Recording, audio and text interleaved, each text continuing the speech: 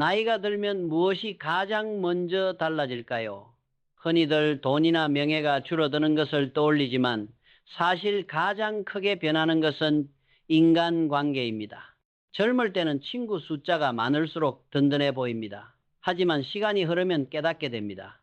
내 곁에 오래 남는 사람은 10명도 5명도 아니고 손에 꼽을 만큼 적다는 것을 말이지요. 어느 날 거울 속에서 주름을 발견하듯 우리의 인간관계에도 주름이 생기고 정리의 순간이 다가옵니다. 정주영 회장은 이렇게 말했습니다. 해보기 전에는 포기하지 말라.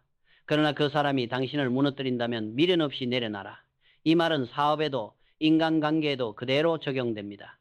내가 곁에 두는 사람이 내 삶을 살리기도 하고 갉아먹기도 합니다.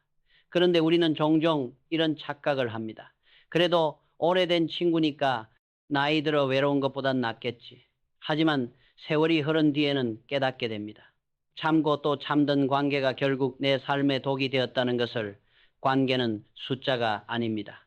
수십 명의 지인보다 내 마음을 다치게 하지 않는 단 한 명이 더 소중합니다.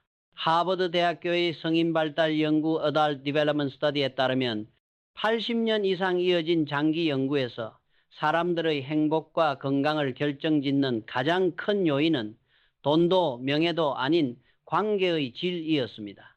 좋은 관계를 가진 사람은 더 건강했고 더 오래 살았으며 삶의 만족도가 훨씬 높았습니다. 생각해 보십시오. 혹시 지금 떠오르는 얼굴이 있지 않습니까? 내 기쁨에는 박수를 쳐주지 않고 내 슬픔에도 위로 한마디 건네지 않는 사람. 그런데도 오래된 인연이니까 라는 이유로 곁에 두고 있지 않습니까? 사실 그것은 인연이 아니라 습관일 수도 있습니다. 습관처럼 붙잡고 있는 관계는 결국 내 삶의 에너지를 서서히 고갈시키지요. 반대로 마음이 편안한 단 한 사람만 곁에 있어도 우리는 버틸 수 있습니다. 일본의 철학자 니시다 기타로는 이렇게 말했습니다. 인간은 결국 마지막 순간에 단 한 사람의 마음에 의지해 살아간다. 수십 명의 지인이 아니라 내 마음을 진심으로 이해해주는 단 한 명의 존재가 노년의 외로움을 이겨내는 힘이 됩니다.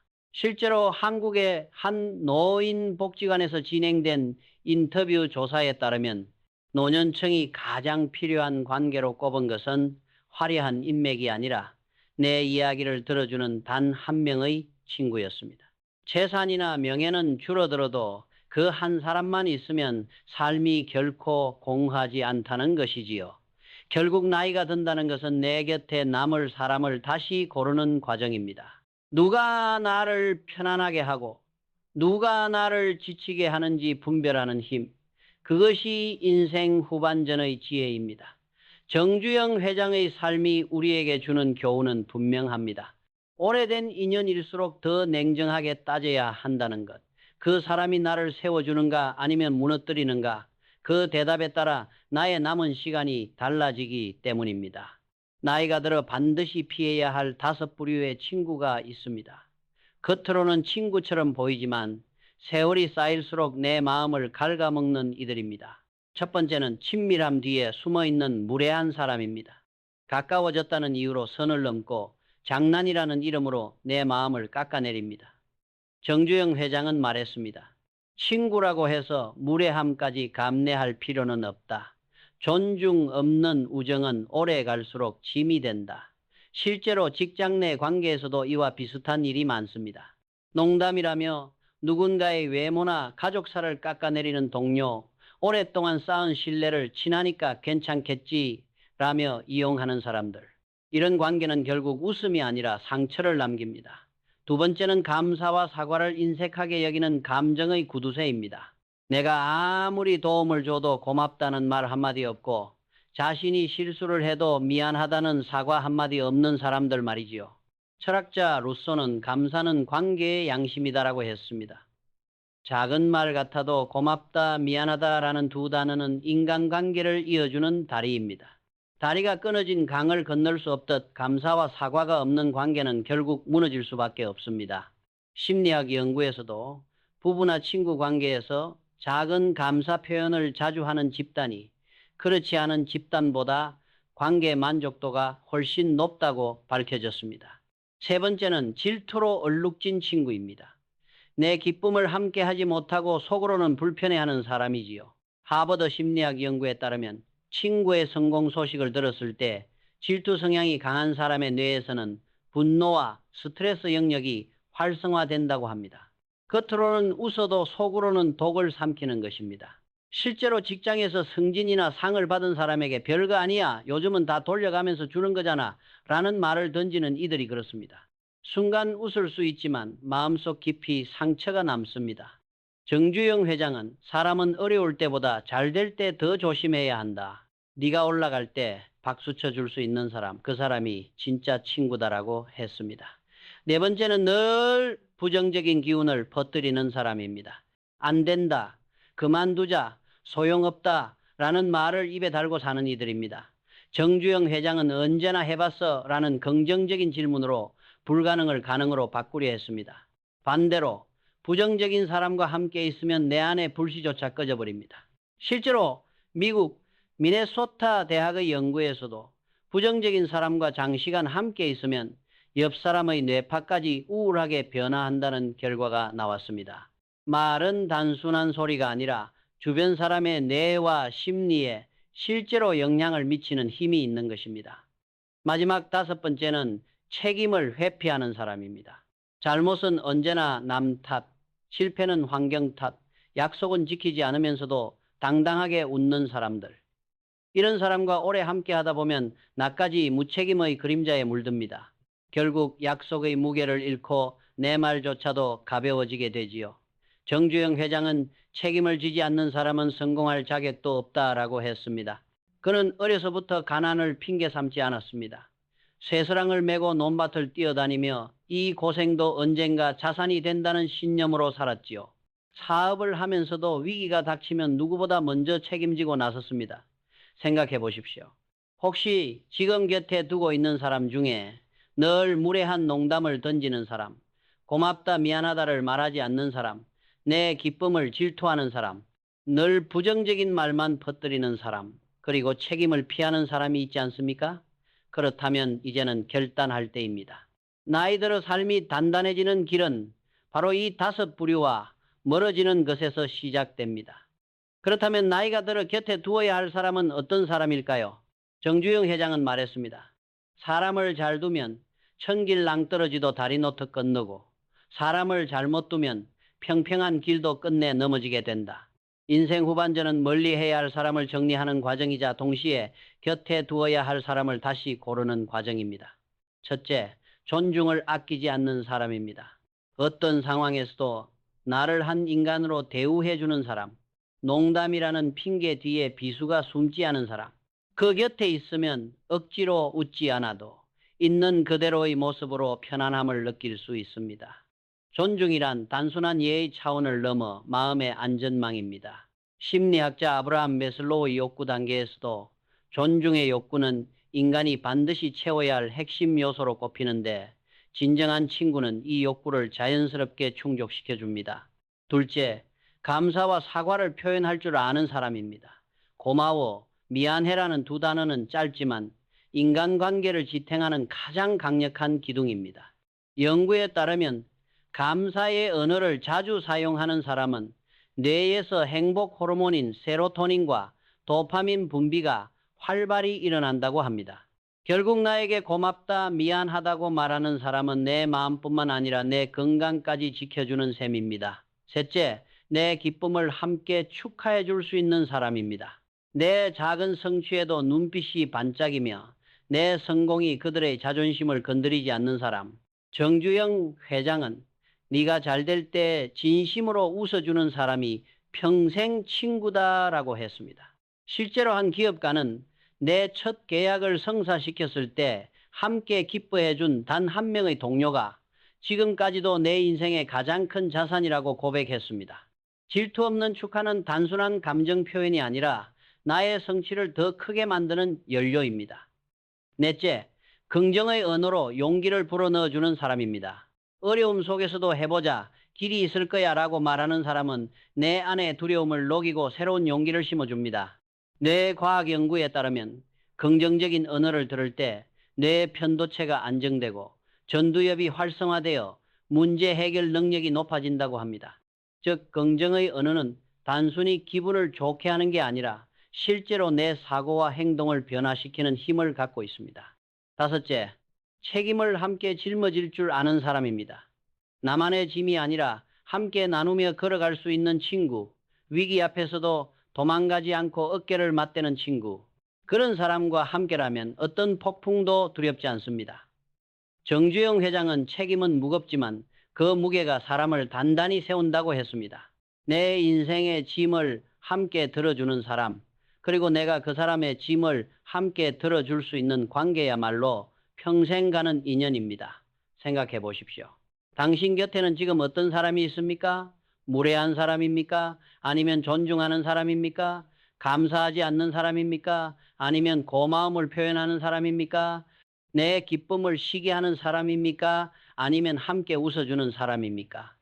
늘 부정적인 사람입니까? 아니면 긍정적인 언어로 용기를 주는 사람입니까? 책임을 회피하는 사람입니까? 아니면 함께 짊어질 줄 아는 사람입니까? 인생은 결국 곁에 둔 사람의 얼굴로 완성됩니다. 세월이 깊어질수록 내 옆에 있는 단 한 사람이 나의 삶의 무게를 바꾸어 놓습니다. 진짜 친구란 많을 필요가 없습니다. 오직 몇 명이면 충분합니다. 그러나 곁에 둘 사람을 고르는 과정에서 우리는 반드시 배신과 고독을 경험하게 됩니다. 정주영 회장 역시 수많은 사업을 하면서 가장 큰 상처를 준 이들이 다름 아닌 가까운 사람들이었다고 고백했습니다. 오랜 인연이라 믿었는데 위기의 순간에 등을 돌리는 모습을 보고 그는 분노와 슬픔을 느꼈습니다. 하지만 시간이 흐른 뒤 그는 깨달았습니다. 사람은 결국 위기 속에서 본 모습을 드러낸다. 이 깨달음은 그가 사람을 평가하는 기준을 바꾸는 전환점이 되었습니다. 말이 아니라 행동, 약속을 지키는 신뢰, 어려움 속에서도 남는 책임, 이것이 진짜 사람을 가르는 기준이라는 것이지요. 실제로 그는 한 번은 거액의 계약을 두고 오랜 친구에게 의지하려 했습니다. 하지만 그 친구는 뒤에서 약속을 저버리고 이익만 챙겼습니다. 정 회장은 큰 손해를 보았지만 대신 소중한 교훈을 얻었습니다. 사람을 곁에 두되 맹목적인 의리로 붙잡지 마라. 오래될수록 갉아먹는 인연은 더 큰 짐이 된다. 이 깨달음은 역사 속 다른 인물들에게서도 찾아볼 수 있습니다. 링컨 대통령은 정치 초기에 가장 가까웠던 동료에게 배신당해 큰 정치적 위기를 겪었습니다. 하지만 그 경험 덕분에 그는 더 냉철하게 사람을 가려내는 눈을 길렀고 결국 미국의 가장 존경받는 대통령 중 한 명으로 남을 수 있었습니다. 일본의 도요토미 히데요시 역시 권력을 잡은 뒤 가장 가까운 측근들의 배신으로 큰 전쟁을 치렀습니다. 역사는 반복해서 말합니다. 배신은 상처지만 동시에 사람을 분별하게 해주는 날카로운 거울이라는 것을. 정주영 회장은 배신을 당했다고 해서 인생을 원망하지 않았습니다. 오히려 그 경험 덕분에 더 단단한 사람을 알아보는 눈이 생겼다고 말했습니다.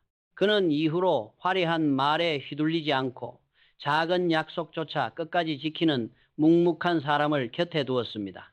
그리고 실제로 현대건설의 위기 순간마다 그를 지켜낸 것은 오랜 인연이 아니라 새롭게 만난 책임감 있는 젊은 인재들이었습니다.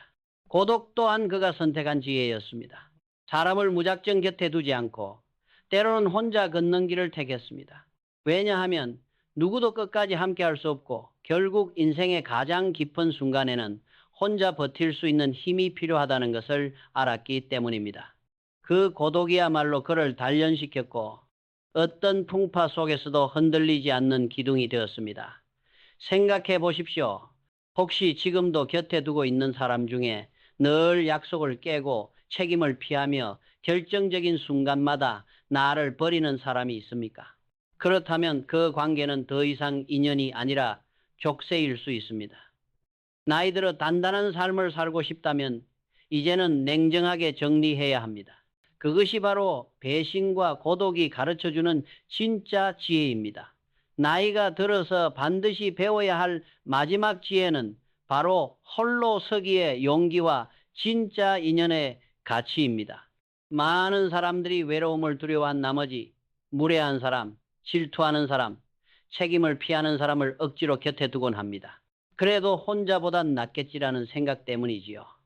그러나 정주영 회장은 말했습니다. 사람을 곁에 두는 것도 중요하지만 때로는 혼자 걷는 길이 더 단단하다.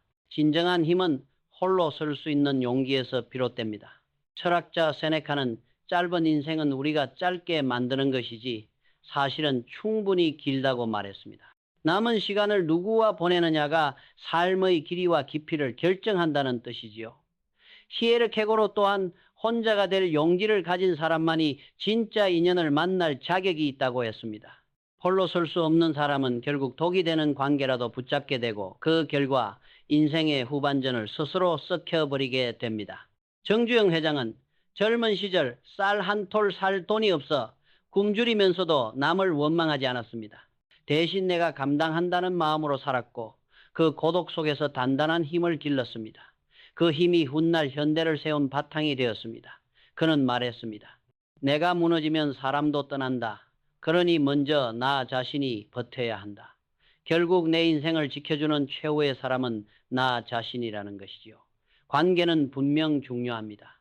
하지만 그 모든 관계의 기초는 자기 자신입니다. 내가 단단해야 무례한 사람을 멀리할 힘도 생기고 감사하는 인연을 알아볼 눈도 생깁니다. 좋은 사람을 곁에 두는 것과 동시에 언제든 혼자 설 수 있는 내적 힘을 길러야만 진짜 인연을 분별할 수 있습니다. 생각해 보십시오. 당신의 인생 끝자락에서 곁에 남아있을 사람은 누구입니까? 늘 부정적인 말로 상처를 주던 사람입니까? 아니면 내 기쁨에 함께 박수치고 내 실패에도 곁을 지켜주는 단 한 사람입니까? 결국 인생의 황혼에 남는 것은 재산도 명예도 아닌 나와 끝까지 걸어준 단 한 사람과 스스로를 지탱해온 나 자신입니다. 정주영 회장은 이렇게 말했습니다. 사람은 재산보다 더 무겁다. 좋은 사람 하나면 평생 부자가 되고 나쁜 사람 하나면 평생 거지가 된다. 인생의 방향은 결국 내가 곁에 두는 사람들에 의해 결정됩니다. 그러니 외로움을 두려워하지 말고 가짜 인연을 과감히 정리하십시오. 그리고 존중하고 감사하며 기뻐해주고 책임을 함께 짊어지는 진짜 인연만 곁에 두십시오. 외로움은 두려움이 아닙니다. 오히려 독이 되는 사람을 곁에 두는 것이야말로 인생에서 가장 큰 외로움입니다.